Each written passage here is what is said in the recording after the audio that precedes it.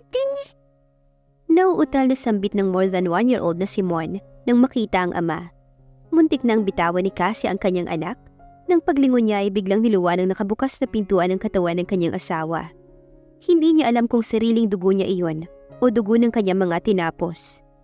Nakatayo ito at nakatitig sa kanya na para bang ilang taon na siyang hindi nakita. Mabilis na nilagay ni Cassie si Mon sa kanyang crib kasama ng mga kapatid nitong quadruplets. Babe! Naiiyak niyang wika habang patakbong niyakap ang asawa. Wala siyang pakialam sa maraming likido na nakakapit sa katawan nito dahil pagkasabikang namayani sa kanyang puso sa mga oras na yon. Naluluhan na ring niyakap ni Mike ang asawa at matamang tinitigan ng mukha nito. Hindi niya akalain na mas lalong gumanda ito after niyang mag-undergo ng cosmetic surgery. Sumilay ang ngiti sa kanyang labi at hinila ang asawa papuntang bathroom. Teka, sandali babe, ang mga bata. Pigil ni Cassie nang mahalatang ibang tumatakbo sa isip ng asawa. Hayaan mo na muna silang maglaro babe. Walang mangyayari sa kanila. Hindi naman tayo pwedeng makasali sa laro nila. Samahan mo ako, may iba tayong lalaruin. Nangaakit na bulong nito sa kanyang tenga, dahilan upang magsitayuan ng lahat ng balahibo niya sa katawan. Bumalik lang siya sa sariling katinuan nang maramdaman niya ang biglang pagbuhos ng maligamgam na shower sa kanyang katawan. Habang nagpapalitan sila ni Mike ng mainit na halik, hindi niya matandaan kung paano nito nahubad ang saplot niya sa katawan. Nang kapusin na sila ng hininga, binitawan ni Mike ang mga labi niya at pinangko siya upang ilublob sa bathtub. Pinagmasdan ni Cassie ang buong katawan ng asawa habang namumungay ang mga mata naman nitong nakatitig sa kabuuan niya. Maraming sugat ang katawan nito, mula pisngi, dibdib at maging sa magkabila nitong braso. Gayunpaman hindi ito nakakabawas ng kanyang kakisigan. Mas lalo pa itong naging kaakit-akit at lalaking-lalaki kung tignan. Dahan-dahan niyang pinaglandas ang kanyang kamay mula sa mga sugat nito sa muka, sa braso hanggang sa huminto ang katawan niya, sa matipunong dibdib nito. Nakita niyang napapikit si Mike dahil sa ginawa niyang paglandas ng mga kamay niya sa buong katawan nito na mayroong sugat. Bakit babe? Masakit ba ang sugat mo? Nag-aalalang tanong niya. Kinuha ni Mike ang mga kamay ni Ella at tinampian ng halik bago yon nilagay sa kanyang namumulang pisngi habang patuloy pa rin sa pagpikit ang kanyang mga mata. No baby, what you're doing makes me want even more. Bigla siyang pinamulahan sa muka matapos marinig ang sinabi ng kanyang asawa. Akmang kukunin na niya ang kamay niya nang mabilis itong pinigilan ni Mike at nilagay sa likod niya, dahilan upang mapayakap siya rito. Hindi na siya nakapaghanda nang muling sinalikop ng labi ni Mike ang labi niya. Babe, I missed you calling my name. Bulong ni Mike. Parang naging hudyat naman iyon para kay Ella upang tuluyan niyang pakawalan ang pangalan ng kanyang mahal na asawa. Oh Mike, babe. Nagiinit ang buong katawan ni Cassie. Niyakap ni Mike ang asawa at pinasandal ito sa kanyang dibdib. Hinaplos-haplos niya ang likod nito. Alam niyang napagod ito dahil sa pagniniig nilang dalawa. Gusto pa sana niya ng isa. Hindi na niya pwedeng gawin yon dahil ayaw niyang maapektuhan ang puso nito kapag nasobrahan sa pagod. Sapat na sa kanya na mapawi ang pagkasabik nila sa isa't isa. Ilang minuto pa silang nanatili sa ganung ayos habang nakalubog ang kalahati ng kanilang katawan sa bathtub bago tuluyang umahon at nagbanlaw sa shower. Kahit sa ilalim ng shower, hindi pa rin matiis ni Mike ang pagnakawan ng ilang halik si Ella dahil sa sobrang panggigigil niya rito. Ilang sandali pa'y lumabas na sila ng bathtub na nakatapis lang ng tuwalya. Agad silang nagkatingin ng dalawa nang maalala na nasa kwarto nga pala ng quadruplets ang bathroom na ginamit nila. Paano na ngayon babe? Wala tayong maisusuot na damit. Reklamo ni Ella nang mapagtanto na wala siyang damit sa loob ng silid ng quadruplets. Maging si Mike ay ganun din. Ikaw kasi hindi mo talaga mapigilan yung alaga mo. Napakamot si Mike dahil sa paninisi ng kanyang asawa. Ikaw kasi hindi mo rin kasi ako kayang pigilan. Agad namang naasar si Cassie dahil sa sagot ni Mike sa kanya. Sinipa niya ito sa dalawang binti, dahilan upang muntik nang ma-outbalance si Mike. Mabilis naman siyang niyakap ni Cassie upang pigilan sana, ngunit sabay silang natumba sa sahig na nagkayakap pa rin. Nasa ganun silang ayos na mabuksan ni Miko at Missy ang silid ng quadruplets. Sabay na napaawang ang kanilang mga labi nang makita ang kanilang ina na nakapatong sa ibabaw ng kanilang ama.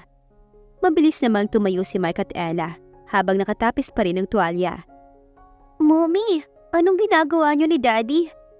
Curious na tanong ni Missy. Wala anak. Naglalaro lang kami ng mommy mo ng weighing game." Sagot ni Mike sa anak na siya namang kinasalubong ng kilay ni Cassie. Nagtataka siya sa sagot nito. "Ano pong weighing game, Daddy? Pwede ba akong sumali?" Nalilitong tanong muli ni Missy. Ano yun anak? Sinusukat namin ng isa't isa kung sino sa amin ang mabigat. Magaan ka kaya wag ka nang sumali, okay? Matatalo ka pa rin ng mommy mo. Mas mabigat siya." Tinapunan ni Cassie ng masamang tingin ng pilosopo niyang asawa na pangiti-ngiti pa habang nagpapaliwanag kay Missy. Akmang tatadya ka na naman niya itong muli nang mabilis itong tumakbo palabas ng pintuan. Patakbo namang lumabas si Cassie sa pintuan at mabilis na hinabol ang kanyang asawa na papasok sa kanilang sariling silid. "Mike, humanda ka sa akin!" Sigaw pa niya habang hinahabol ito. Napailing na lang si Miko sa kanyang mga magulang na naghaharutan. Kahit hindi siya nagtatanong, alam na niya ang ibig sabihin ng kanilang nadatna ni Missy kanina. "Kuya, anong nangyari kanina? Kasama pa ba yun sa kanilang laro?" Inosenteng tanong ni Missy. "Ewan ko sa'yo, Missy. Huwag ka na nga masyadong maraming tanong. Laro ng mga matatanda yun, okay?" Nairitang sagot ni Miko sa kambal. "Ang sungit mo naman, kuya. Curious lang naman ako eh. Nakakaingit naman si mommy. Siya pa ang unang nilaro ni daddy." Nagmamaktol na wika ni Missy habang nakapamewang pa. Nakamot ni Miko ang batok niya dahil sa kakulitan ng kambal niya. "Bahala ka na nga dyan." Inis niyang wika, sabay talikod kay Missy upang puntahan ang quadruplets. Inaabot ng 2 buwan ang pagpaplano na ginawa ni Mike, Cassie at Miko upang tuluyang pabagsakin si Alex Montenegro. Sinigurado ni Miko na lahat ng mga galawan at lakad ni Alex Montenegro ay nare-record niya sa loob ng 2 buwan. Maging ang mukha ng mga taong kinakausap niya ng harapan sa araw-araw, ang lahat ng mga numerong nakalink sa cellphone niya na tinatawagan, at ang lahat ng mga plano nito kung paano at kailan nila itataka si Sandra. Noon pa man nahulaan na ni Cassie, nagagawa ng paraan si Alex upang itaka si Sandra. Hindi nga siya nagkamali dahil nalaman ni Miko ang plano ni Alex na si Sandra ang gawin niyang pain sa kanila ni Mike. Narinig nila ang pag-uusap ng dalawa sa telepono. Kailangan magpanggap ni Sandra na kunwari nagbago na at nakahanda na siyang makipagtulungan sa kanila upang makuha ulit ang loob nilang mag-asawa. "Mark, nakahanda na ba lahat ng mga tauhan natin?" Tanong ni Mike sa kanang kamay niya mula sa telepono habang hinihintay si Cassie na lumabas mula sa klinik ni Doc Amy. Sinamahan niya itong mag-follow-up check-up para makahanap ng heart donor sa gagawing operasyon sa kanya. "Yes, boss. Mamaya pagpatak ng 6:00, nakapwesto na mga tauhan natin sa paligid ng lumang bahay. Binigyan ko na silang lahat ng instructions kung ano ang dapat nilang gawin mamaya." "Sige Mark, siguraduhin mo lang na walang sino mang makakaalam ng ating pinaplano, maliban sa ating dalawa at sa pamilya ko." "Makakaasa po kayo, boss." Pagdating ng gabi, hinanda na ni Mike ng palihim ang lahat ng mga tauhan niya sa Delta upang bantayan ang paglusob ng mga tauhan ni Alex Montenegro para iligtas si Sandra sa isang lumang bahay na malapit sa ilog. Talagang sinadya nila na ilagay si Sandra doon upang mabilis silang makita kapag tumatawid sa ilog ang mga kalaban. Matapos ang kanilang pag-uusap ni Mark, sakto namang lumabas si Cassie mula sa klinik ni Doc Amy. Mabilis ang kanyang mga hakbang na sinalubong ito. "Babe, kumusta? Ano, may pag-asa bang makahanap ka agad tayo ng donor?" Excited niyang tanong sa asawa. Tangula ang naging sagot nito at parang malalim ang kanyang iniisip. Inakbayan niya ito habang mabagal silang naglalakad patungo sa parking lot kung saan naroon ang kanilang sasakyan. "May problema ba ang asawa ko? Bakit naman ang tamlay mo, babe? Hindi ba dapat masaya ka kasi meron ka ng heart donor?" Sunod-sunod niyang tanong sa asawa habang inaalalayan niya itong pumasok sa loob ng kanyang kotse. Pagkatapos niyang maikabit ang seatbelt nito, agad niyang sinara ang pinto at umikot sa driver's seat. Kakaupo niya lang sa driver's seat nang marinig niyang magsalita si Amy. "Babe, hindi na lang kaya muna ako tutuloy sa pagpapa-opera ko." Mahinang wika niya kay Mike, dahilan upang mapatigil ito sa pagpapaandar ng kanyang kotse. Kunot noong binalingan niya ang kanyang asawa. "Ha? Bakit naman, babe? Ano bang nangyari at bigla naman nagbago ang isip mo?" Nagtataka na tanong niya. Binaling ni Cassie ang tingin sa labas ng bintana ng kotse. Waring inaaral pa kung paano sasabihin sa kanya ang problema. Hindi ko pwedeng ituloy ang surgery, babe. Masyadong delikado. Mahinang sagot niya habang patuloy pa rin nakatingin sa labas ng bintana. Pero babe, bakit nga? Akala ko ba nakahanap na tayo ng heart donor na nagmatch sa heart mo? 99% na magiging successful ang heart transplant. Ano ba talaga ang problema? Parang naiiyak na tanong ni Mike. I'm 11 weeks pregnant at ayaw kong i-risk ang buhay ng baby natin kapag tinuloy ko ang heart transplant. Naluluhang sagot ni Amy. Kanina, sumailalim muna siya sa maraming pagsusuri upang masiguro na nasa magandang kondisyon ang katawan niya bago i-schedule para sa nasabing operasyon. Doon niya natuklasan na mahigit 2 buwan na pala siyang buntis at posibleng maapektuhan ang kanilang baby dahil sa sakit niya. Nagbunga ang unang pagniniig nila ni Mike ng mga panahon na muntik na silang mahuli ni Sandra. Kung itutuloy din niya ang kanyang pagbubuntis, malalagay din sa peligro ang buhay niya kapag manganganak siya. Ngunit muna ang kanyang desisyon. Gagawin niya ang lahat, mailabas niya lang ng ligtas ang baby. Hindi alam ni Mike kung tatalon ba siya sa tuwa dahil buntis na naman si Cassie o maglulupasay sa sahig dahil ibig sabihin, mas lalong malalagay sa bingit ng kamatayan ang buhay ng asawa at anak niya kapag manganganak na ito. Nasa bunot niya ang buhok dahil sa malaking pagkakamali na nagawa niya. Umiiyak niyang suntok sa manibela dahil sa sobrang pagsisisi. I'm sorry babe, kasalanan ko tong lahat. Napakawalang silbi ko talaga. Sigaw niya habang pinagsusuntok ang manibela at hindi na niya mapigilan ang mapahagulhol dahil sa sobrang galit niya sa kanyang sarili. Humahagulhol na rin si Amy sa pag-iyak dahil sa sobrang awa niya kay Mike. Babe, huwag mong sisihin ang sarili mo. Ginusto natin to. Bubuhayin natin si baby. Itutuloy ko tong pinagbubuntis ko. Umiyak na niyakap ni Cassie si Mike upang tumigil na ito sa pag-hysterical. Alam niyang hindi nito matatanggap sa sarili na napunta siya sa ganitong sitwasyon. Babe, kailangan nating ipatanggal si baby. Kung itutuloy mo yung pinagbubuntis mo, pareho kayong mawawala sa amin ng mga anak mo. Biglang tinulak ni Cassie si Mike mula sa pagkakayakap. Nang marinig ang suggestion nito sa kanya, hindi siya makapaniwalang kaya nitong ipalaglag ang sariling anak. Mike, naririnig mo ba yung mga sinasabi mo?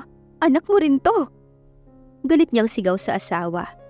Nasasaktan siyang isipin na kaya nitong patayin ang sarili niyang anak. Babe, makinig ka. Pakinggan mo muna ang paliwanag ko, please. Umiiyak na wika ni Mike habang pilit niyayakap si Cassie. Huwag mo akong hawakan, nakakainis ka. Kahit ayaw mo sa kanya, itutuloy ko pa rin ang pinagbubuntis ko. Ako ang may sakit at hindi ikaw, Mike. Isa akong ina at handa akong mamatay, mabuhay lamang itong anak ko. Umiiyak na sigaw ni Cassie. Babe, mahal na mahal ko rin ang anak ko. Ngunit intindihin mo naman ako, please. Mahirap para sa akin ang desisyon kong to. Ngunit ito ang tanging paraan upang mailigtas ang buhay mo. Mike, buhay pa ako. Buhay pa tong anak mo. Hindi pa ako manganganak ngunit nakapagdesisyon ka na kaagad. Yan ang hirap sa'yo eh. Kapag nakapagdesisyon ka, gusto mo agad-agad. Hindi na natapos ni Cassie ang gusto pa sana niyang sabihin nang biglang nanikip ang kanyang dibdib. Tarantang niyakap naman ni Mike ang kanyang asawa at pinasandal sa kanyang dibdib habang ang isang kamay niya ay naghahalongkat ng gamot ni Cassie mula sa loob ng bag niya. Mura niya nang hindi pa rin mahagilap ng kamay niya ang gamot hanggang sa wakas nakita na niya ito. Mabilis niya ang pinainom si Cassie ng gamot. Kinuha niya ang tumbler na laging dala nito at pinainom na rin siya ng tubig. Inadjust niya ang upuan ng kotse at agad na na-convert ito sa pwedeng higaan. Di nagtagal at muling bumalik sa normal ang paghinga ni Cassie. Parang nabunutan naman ang tinik ang dibdib ni Mike nang makitang maayos na ang kalagayan nito. Sorry babe, hindi na kita pipilitan na ipalaglag ang baby natin. Sorry, Sorry, I love you. Sabay halik sa noon nito. Hindi maawat ang pagsusorry ni Mike habang niyayakap si Cassie. Sobrang natakot siya kanina. Hindi niya mapapatawad ang kanyang sarili kapag may nangyaring masama sa kanyang asawa. Sorry din babe, naiintindihan naman kita eh. Ayoko lang talagang ipalaglag tong baby natin. Mas gugustuhin ko pang mamatay kaysa ang patayin ng sarili kong anak. Umiiyak na sagot nito habang gumaganti rin ng yakap sa kanya. Shh, okay babe. Kung anong gusto mo, yun ang masusunod. Sobra lang talaga kitang mahal kaya naisip ko yun. Pero kung ayaw mo, hindi na kita pipilitin, okay? Tahan na, makakasama sa baby natin yan. Sabay pahid ni Mike ng mga naglalandas na luha mula sa pisngi ni Cassie. Matapos dalhin ni Mike ang asawa sa kanyang silid upang makapagpahinga ng maayos, agad na siyang lumabas ng silid at hinanap si Miko. Naabutan niya ito sa loob ng sariling silid na nakadapa sa kanyang kama habang nakatitig sa sariling laptop. Tuminga na siya sa kanyang ama nang maramdaman na pumasok ito. Umupo si Mike sa gilid ng kama katabi ng kanyang anak. Nakita niya mula sa video si Alex Montenegro. Nakausap ang isang matandang babae at batang lalaki na kasing edad lang din siguro ni Miko. Mama, kailangan kong iligtas si Sandra. Apo mo pa rin siya at hindi pwedeng hahayaan ko na lang siya sa mga kamay ng Mike na yan. Wika ni Alex sa matanda. Kahit kailan talaga, puro na lang sakit sa ulo ang dala ng babaeng yan. Kung hindi dahil sa anak siya ni Alex, hahayaan ko na lang siyang mamatay. Kalma lang mama, may plano ako para sa babaeng yan. Mamayang gabi mismo, pagkatapos siyang maitakas ng mga tauhan ko, ikukulong ko din siya kasama ni Alex sa kanyang kulungan. Iyan kasi ang sinasabi ko sa iyo, Marcos. Dapat noon pa. Ginawa mo na yan eh. Hindi ka kasi nakikinig. Lagi mong dahilan na pwede mo pa siyang magamit sa mga plano natin. Oh, may nangyari ba? Puro naman palpak ang ginagawa niya. Galit na wika ng matanda. Biglang nagkatinginan ng mag-amang Miko at Mike matapos marinig ang sinabi ng matanda sa video. Hindi ba siya si Alex Montenegro? Sabay nilang tanong na mag-ama. Naguguluhan sila kung bakit naging Marcos na ang pangalan nang akala nilang Alex Montenegro. Nasaan ang tunay na Alex Montenegro? Nahulog sila sa malalim na pag-iisip. Parang mas lalo pa yata nadagdagan ang kanilang problema. Anak, hindi mo ba mahagilap dyan sa CCTV footage nila ang kinaroroonan ng tunay na Alex Montenegro? Biglang tanong ni Mike. Hindi dad eh. 2 buwan ko nang inaaral ang lahat ng mga galaw ng akala nating Alex Montenegro na yan. Ngunit hindi pa rin mahagip ng kanilang CCTV footage ang kinaroroonan ng isa pang Alex Montenegro. Maliban na lang sa palagi niyang pinupuntahan na parang kulungan. Kulungan? Hindi kaya yun ang sinasabi niyang pagdadalhan nila kay Sandra matapos nilang itakas mamaya? Tanong ni Mike. Alam ko na dad, may naisip na akong paraan. Mag-iiba ang plano natin. Ha? Ano naman ang bagong plano natin? Lagyan mo ng maliit na spy camera ang katawan ni Sandra, yung hindi mahahalata kaagad. Nang sa ganun, malalaman natin kung saan kulungan siya dadalhin ng Marcos na ito sa video. Sandaling nag-isip si Mike. May posibilidad na hindi talaga si Alex Montenegro ang kalaban namin ng mommy mo, kundi itong Marcos na to. Kaya nga dad, para malaman natin kung ano ang totoo, sundin mo ang payo ko. Dapat hindi mahalata ni Sandra na nilagyan mo ng spy camera ang kasuotan niya. Napapangiti si Mike dahil sa ideya ni Miko. Talagang napakatalino mo anak. Hindi talaga ako nagkamali na iwan sa iyo ang lahat ng mga negosyo namin ng mommy mo. Balang araw, ikaw ang mamamahala bilang bagong CEO ng Valdalion Corporation at AMPI. Kapag nangyari yun, huwag mong pabayaan ang mga kapatid mo, ha? Dad, kahit hindi mo sabihin, hindi ko naman pababayaan ang mga kapatid ko eh. Mahal na mahal ko sila. Kung pwede lang hindi ako mag-asawa paglaki ko para sa kanila, gagawin ko. Parang matanda na itong si Miko kapag nagsalita. Ahahaha, bakit naman pati pag-aasawa mo dinadamay mo para sa mga kapatid mo? Ang ibig kong sabihin, kahit gaano ka pa ka-busy, lagi mo pa rin siguruhin na lahat ng kapatid mo ay ligtas sa kapahamakan. Lalo na si Missy, walang ibang gustong gawin yan kundi mag-model daw paglaki niya. Ikaw ang kuya, kaya dapat tinitignan mo rin kung nasa tamang landas pa rin ang tinatahak ng mga kapatid mo. Pangako ko yan dad, hindi ko sila pababayaan. Sagot naman ito, napakiramdam niya ay binata na siya. Anak, may isa pa akong request. Aalis ako mamayang gabi kasama mga elite. Iiwan ko ang mommy mo sa'yo. Huwag mo siyang pababayaan. At huwag mong hayaan na ma-stress siya. May sakit siya sa puso kaya hindi siya dapat mapagod.